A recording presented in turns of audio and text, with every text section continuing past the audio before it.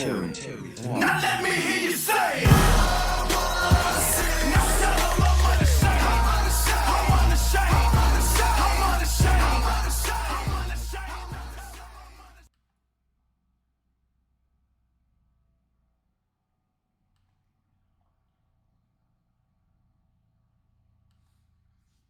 Hi, my name is Robbie. On here I'm Templar Knight. Every person who believes in God but does not attend church has a story why. But whenever two or more people gather together in God's name, He is there. So this is church. Welcome. I'm glad that you're here. We are continuing our series on Romans 1:16. For I am unashamed of the gospel, because it is the power of God that brings salvation to everyone who believes. You know, it's been a rough week. I've been a little down, and I know I shouldn't be, but you know, we always say online that it's okay to not be okay. And I wasn't okay this week. For those of you who were here last week, my computer pretty much died on me. The live broadcast was worthless. It was so far behind that by the time I was done with the lesson, the buffering and lag was barely halfway through. So we put it up on YouTube. If anyone wants to watch it, it'll be there, along with this one and every lesson we've done. But I was discouraged because my computer is so much of my life. And this Bible study is so important for me, and to have it fail me with this one simple task, it'll still do everything else, but it won't run. It won't stream. So that kind of put me in a weird mood, and then work was rough. I just had a lot of difficult jobs. I had a contractor shoot a nail through a wall into one of my refrigeration pipes. Now I gotta go cut through sheetrock and repair work that I've already done, and it's not gonna be easy. I've just kind of been in a funk. The holidays are coming up. It's almost Christmas, and there's the stress of shopping and wrapping presents and scheduling family time and hoping Amazon gets everything delivered on time.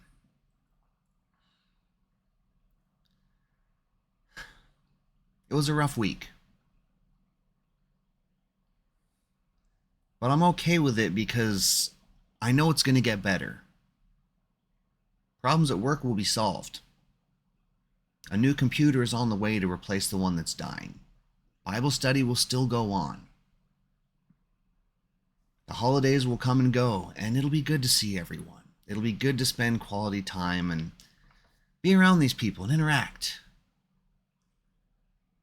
This week was just a very small blip of a hard time. But it's all going to get better. And it got me thinking, it's like, you know, I was trying to keep myself optimistic this week, keep my mindset straight, just stay good. I'm like, you know what, buddy, you've been through worse. You've been through harder times. And that's always what I tell myself to motivate. Things are going to get better. You're on an uphill climb. You've been in worse positions, and to be fair, I have. If I compare where I'm at my life right now to where I was 2 weeks ago, okay, mentally I'm in a worse place. But if I compare where I'm at in my life to where I was 17, 18 years ago, I'm in a much better place. If I compare where I'm at to where I was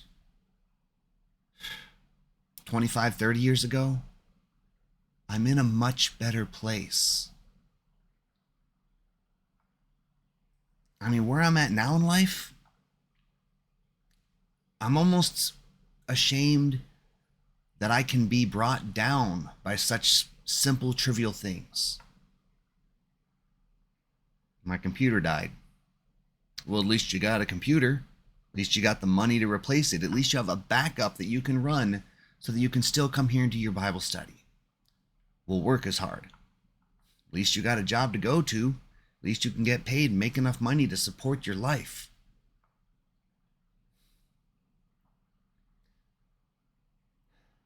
I used to play a game with a friend. He was an optimist. Everything was okay all the time. He was one of those guys that the lows he knew in life were really low. I mean, my lows were having to go and buy groceries at the dollar store because we couldn't afford to go to the real grocery store.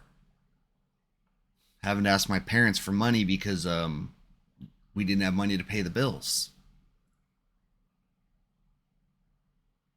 And that's not even that bad. My buddy who was the super optimist, he was homeless for a while, living on the streets. He was addicted to drugs for a while. He got put in the hospital because he got beat up by some people because of drug-related issues.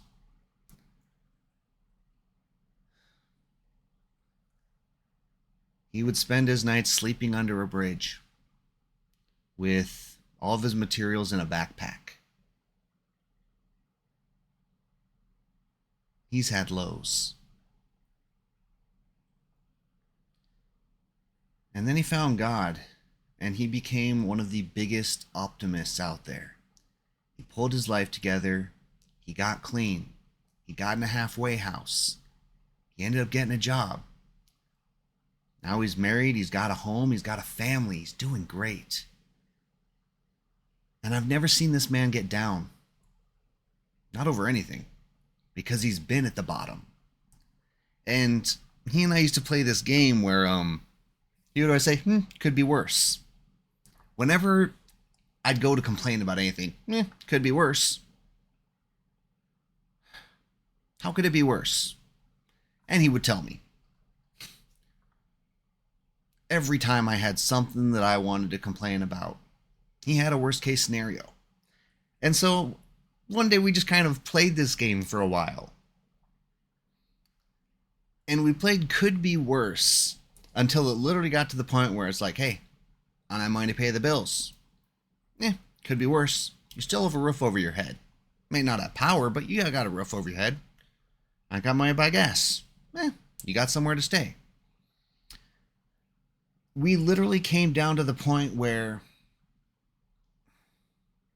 we were discussing, it almost got a little morbid for a while. What if this person died? Could be worse. What if they died and didn't know God? And then that came to me. What if I died? Could be worse. You could die not knowing the Lord. And that was the worst case scenario that it couldn't be worse.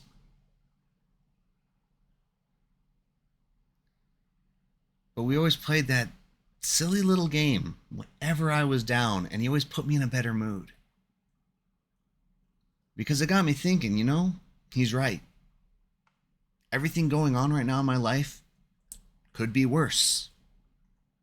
I could be a lot worse off than where I am.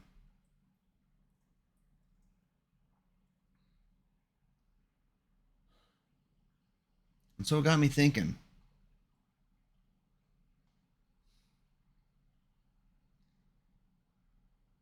I was in the shower listening to Spotify, and God hit me with a song, as he tends to do. And this song, it told me to celebrate more. And the song wasn't really my vibe. It's not the usual upbeat kind of Christian hip hop that I enjoy, that I listen to, that I prefer. But the words behind it locked me in. And it really got me thinking. Why don't I celebrate all of these victories?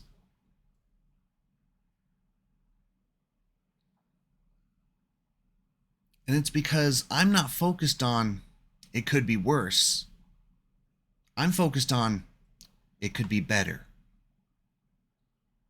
See, instead of being thankful for where I'm at, I'm thinking about where I'm not. I'm focusing on all the things that I wish were better in my life. I wish my computer wasn't dying.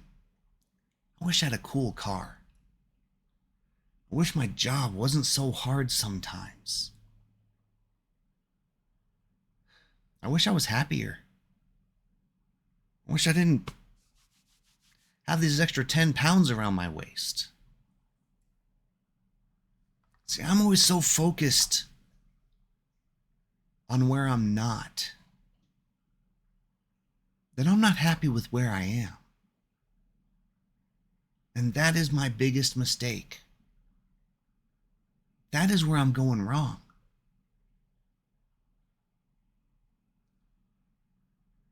You always play that game. What would I do if I won the lottery, if I had money? We always say money solves all our problems. And to be fair, money does solve most of our problems. But it doesn't buy happiness. Because there's always going to be something better. There's always going to be that next step higher. Let's say I became rich and I was a millionaire. I won the lottery. I had a huge, beautiful house. I had all the cars I wanted. There's always going to be a better one. There's always going to be something bigger and more amazing. There's going to be more taxes. There's always going to be something wrong that if I choose to focus on it, that money will never buy happiness.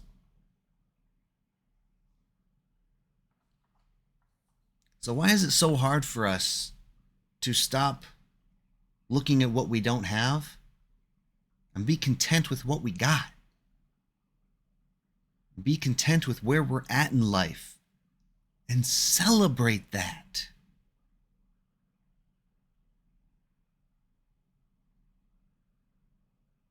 Because if I really look at my life, I had a bad week. But my bad weeks are still better than so many other people's great weeks. I have so many blessings. God has done so much to help me, and I ignore that.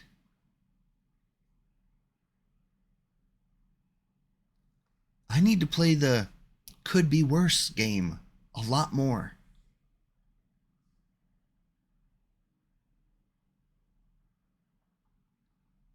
I've got a great house.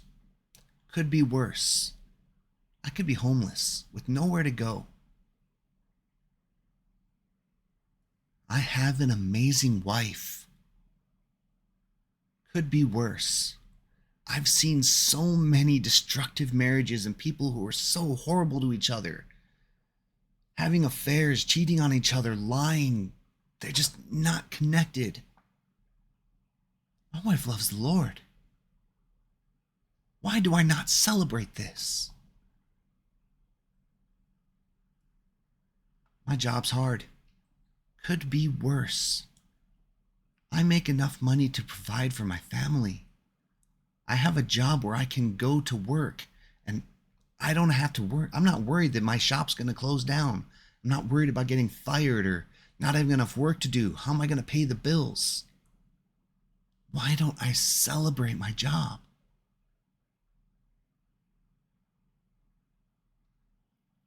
I've got food in my fridge. And yet I can still open up the door and say, none of this looks good tonight. Could be worse. I could open up that drawer and see a ketchup bottle and a jug of Kool-Aid. Could be a lot worse. So why am I so stuck? Why can't I celebrate? Take joy in what I have.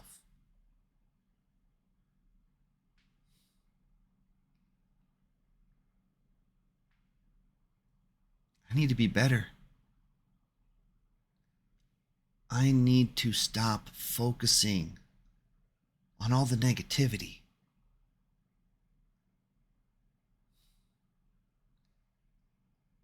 God has done so many great things in my life. I need to acknowledge them.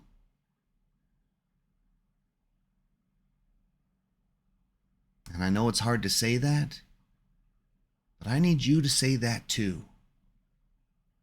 Because God has done so many great things in your life. And you need to acknowledge them. You need to celebrate them. Take joy in how great life is. Stop looking towards all of the could be betters.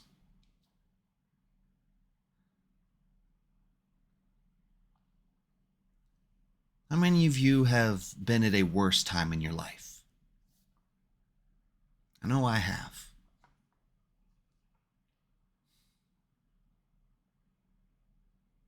How many of you, right off the top of your head, can think of 5 things that you wish were better in your life?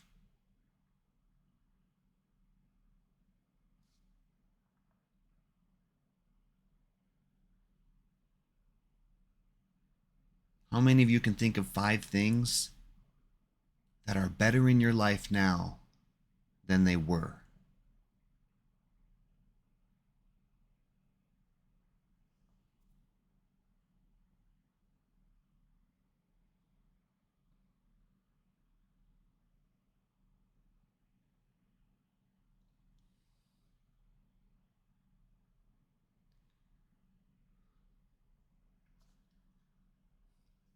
I need to take off my socks so that I can count high enough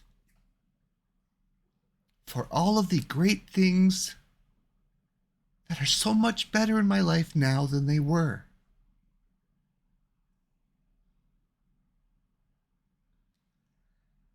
I know it's not in my nature to be an optimist, but I should be.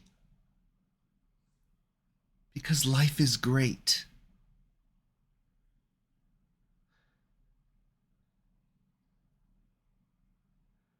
I am truly blessed.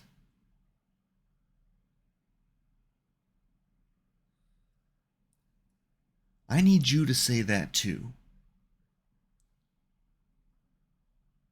Life is great, and I am truly blessed. Now, the hard part, I need you to believe that.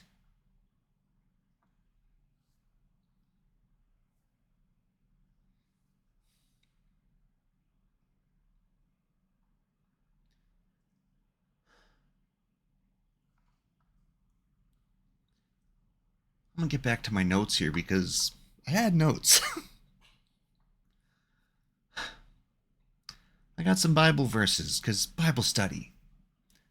Our first one comes from Hebrews chapter 13, verses 5 and 6. Don't be obsessed with getting more material things. Be relaxed with what you have. Since God assures us, I'll never let you down. Never walk off and leave you. Because God says that, we can boldly quote, God is there, ready to help, and I'm fearless, no matter what. Who or what can get to me?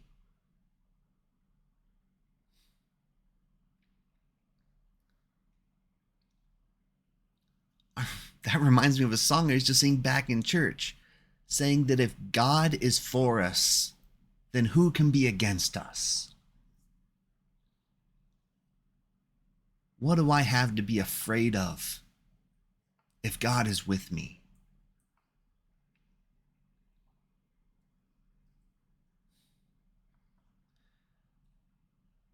Second Bible verse is from Philippians chapter 4, 11 through 13. Not that I am speaking of being in need, for I have learned in whatever situation I am to be content. I know how to be brought low, and I know how to abound. And in every circumstance, I have learned the secret of facing plenty and hunger, abundance and need. I can do all things through him who gives me strength.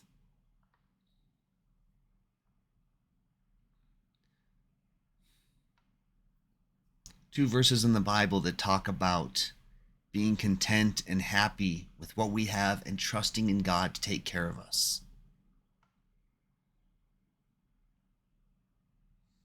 Hebrews and Philippians. Those were books both written by the Apostle Paul. Now, if you guys, I've talked about Paul a little bit here and there, but you guys really understand who Paul was? See, before Paul was an apostle, before he was Paul, his name was Saul. And he was a Jewish leader whose job was to hunt Christians. Now, Christians were breaking apart from the Jews because they believed that this new guy, Jesus, was the Son of God, which was heresy. How dare you say that? So Saul was going around hunting these Christians to throw them in jail, oftentimes have them put to death for preaching this heresy against their faith. And he was good at it. Until one day he was riding down this path and a light shone before him and God spoke to him.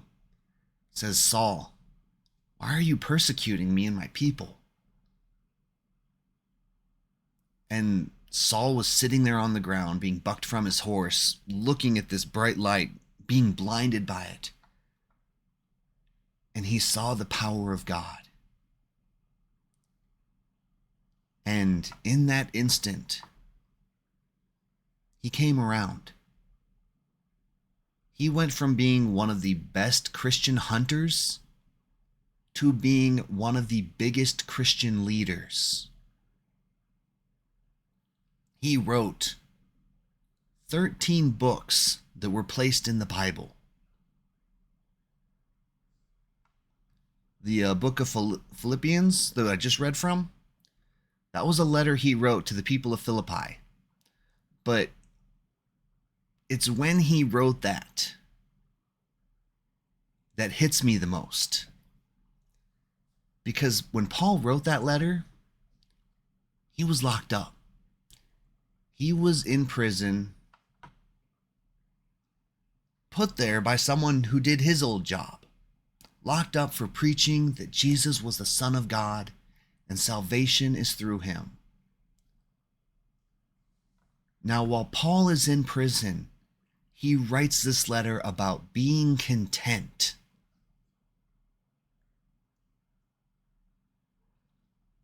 I've never been that low. But Paul was happy and content with where he was. Why? He didn't have a home. He didn't have money. He didn't have nothing. He didn't even have his freedom. But he had God in his heart. He had accepted Jesus as his Savior. So no matter what happened, could be worse.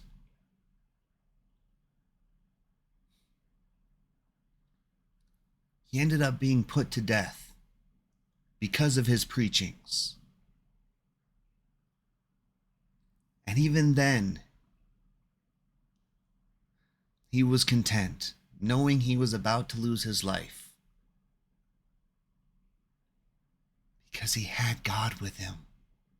He had accepted Jesus into his heart, and he knew where he was going.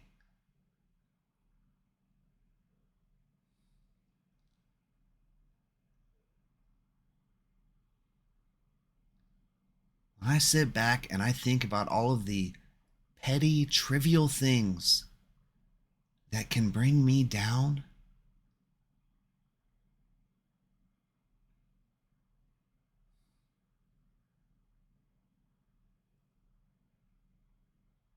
I've got Jesus in my heart. The Lord loves me.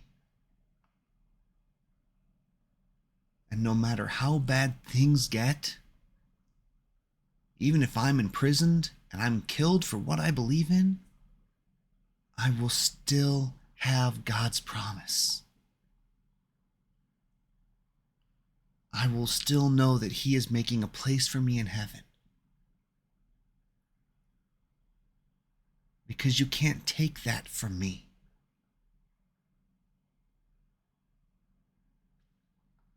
So for that, I am grateful.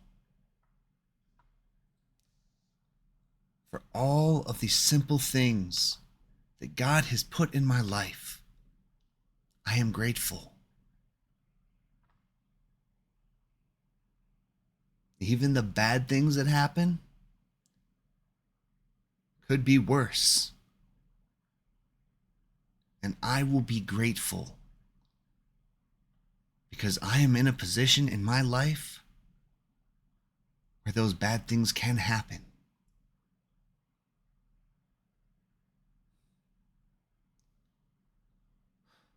When I think about where Paul was and where I am,